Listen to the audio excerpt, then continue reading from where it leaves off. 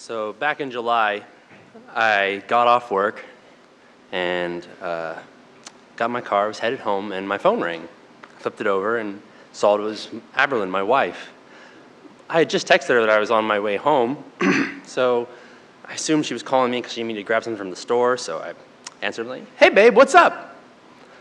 The person on the line was not my wife. "Dad, why was I not at your wedding?" I was caught completely off guard. "What?" "Dad!" My 3-year-old, Eve, pressed the question. "Why did you not invite me to your wedding?" I had no idea where this was coming from, and I struggled for an answer. Babe, you weren't born yet." She was having none of it. "Grandma Debbie was there?" Yeah, our friends were there." It is a weird feeling to become guilty and defensive to a 3-year-old born 5 years after your wedding for not inviting her. You know, like, parenthood can be weird. But I was also really kind of proud at the same time, realizing, because this is something that Avril and I had been working on together from day one with her, like trying to instill in her narrative awareness and skills, you know, like, so she can deal with stress and process her emotions. Like, she can tell her story. Like, if you ask her her birth story, you're going to get more information than you wanted, right? She knows where she came from. If you ask where our dog came from, she knows where he was adopted from. And, like, she knows how we rescued him. Like, if you ask her about food, you're going to hear about mac and cheese, man. She knows what she's about, and she knows what she's like, and she's 3. So one time, I was kind of proud of her at the same time. But I'm like, "Babe, can you put Mom on the phone?" And Aberlyn got on the phone. I'm like, "What is happening?" And she's like, "She found our wedding album, and I realized we hadn't looked at it together.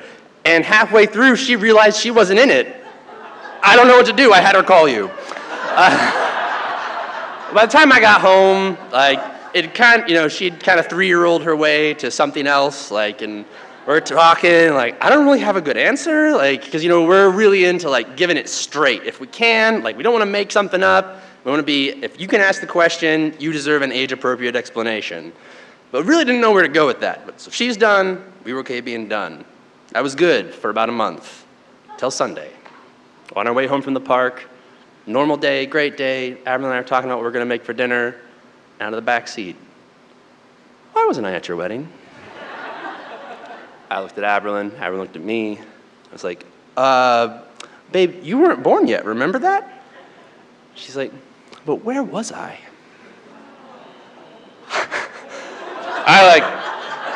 Aberlyn. She's like, "Well, you know, hon, before we grow in our mom's tummies, we're not anywhere." When she talked to me on the phone, my daughter was offended, but now she was really quiet and self-reflective, which was way worse. She said, "I think I was alone." Oh, man. I was like, "Oh, sweetheart, no, you weren't alone." She's like, "I wasn't with you." We're like, "Well, she's like, "And I wasn't at your wedding." This is what happens when you give kids skills. They use them against you. But then she started to cry, like genuinely cry, like the kind of cry where she only, like, if she's lost something she cares about, like no fear, no anger, just sad. She's like, "Who took care of me?" Oh man, like, this is not what I'm expecting from a drive home on Sunday. Like, I'm expecting an existential crisis in her teen years. Like, and we were both, like, didn't know what to say because we were trying not to make something up and didn't want to give, I mean, like, I grew up in the household I grew up in, any question that was, like, above the pay grade was like, "Well, God did it." Like, "Well, you were, God made you alone, it's okay." That I was like, I believe in a creator, but, like, I'm wanting to give, like, something substantial. Like, I want an answer, and but she's, like, crying more. And kind of reaching for nothing. I'm like, well, part of you was with me and part of you was with Mom. And Aberlin looks over at me and like, where are we going with this? Because this could break open. And Eve has a 3-year-old question. She says, how? And I'm like, when we get home, I'll show you a picture. And she's like, okay. And Aberlin's like looking at me, and I'm like, I got it. I got an idea. We get home, Aberlin goes us downstairs. I take Eve up to the computer upstairs, and before I really knew what I was doing, I typed into the Google search, ovaries. And Google suggested ovaries and testes. And I was like, please be like an Usborne book illustration, please, please, please. And I hit search and very quickly found a basic colorized anatomy, like inside picture. And I'm like, okay, part of you was in here, and that was the part that's inside of Mom, and part of you is in here, and that's the part that's inside of me. And after we got married, a while later, we took those 2 parts inside of Mom's belly, and you started growing. She stared at that image.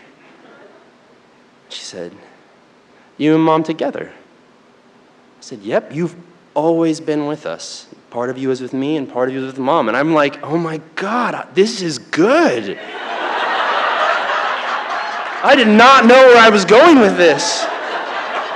She's like, you and Mom, you made me together. I'm like, yeah, we did. She's like, okay, can I have mac and cheese? Thank you.